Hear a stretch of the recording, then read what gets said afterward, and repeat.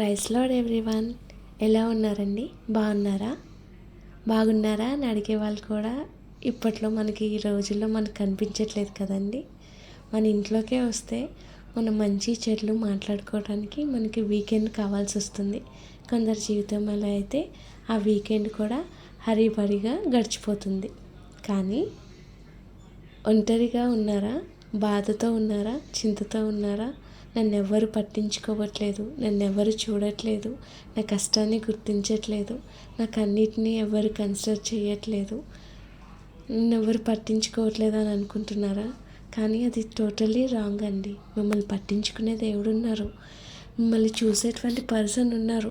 ఎంతగా చూస్తున్నారంటే, ఎంత క్లీన్గా అబ్జర్వ్ చేస్తున్నారంటే, బైబిల్లో మీకు ఒక మాటను పరిచయం చేయాలని ఆశపడుతున్నాను. ఏంటా మాట అంటే కీర్తనలు 139. యెహోవా, నీవు నన్ను పరిశోధించి తెలుసుకొని ఉన్నావు. నేను కూర్చుండుట నేను లేచుట నీకు తెలియను. నాకు తలంపు పుట్టక మునిపే నీవు నా మనసును గ్రహించున్నావు. నా నడకను నా పడకను నీ పరిశీలన చేసి ఉన్నావు. నా చర్యలన్నిటినీ నీవు బాగా తెలుసుకొని ఉన్నావు. యెహోవా, మాట నా నాలుకకు రాక మునిపే అది నీకు పూర్తిగా తెలిసే ఉన్నది. వెనుకను ముందును నీవు నన్ను ఆవరించి ఉన్నావు.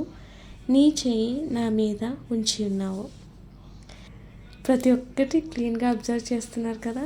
ఎంతగా అంటే నోట్లో నుంచి మాట నాలుకకు రాకముందే కూడా దేవునికి తెలుసంట. మనం కూర్చోవటం నుంచోవటం అలాంటప్పుడు ఎందుకండి వేదన?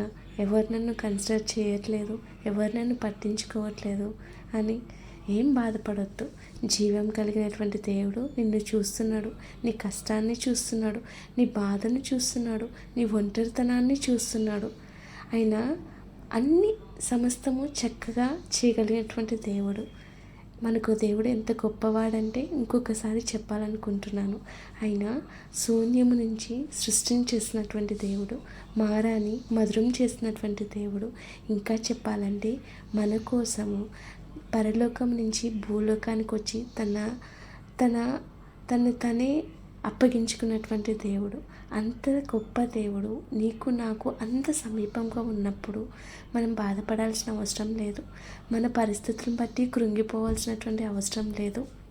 మన సమస్తము ఆయన చేతిలో పెట్టి ఈ మాట చెప్పండి, దేవా, నువ్వు సమస్తమును చక్కగా చేయగలిగినటువంటి దేవుడు అయ్యా. నా బాధను, నా చింతను, నా వేదనను, నా కష్టాన్ని, నా నష్టాన్ని మొత్తాన్ని నీ పాదముల దగ్గర పెడుతున్నాను ప్రభువా. నువ్వన్నిటినీ చక్కపరచగలిగినటువంటి దేవుడవు.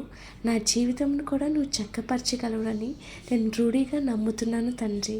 ఆమేనని ఒక్క మాట దేవుడితో చెప్పండి. సమస్తం ఆయనే చూసుకుంటాడు.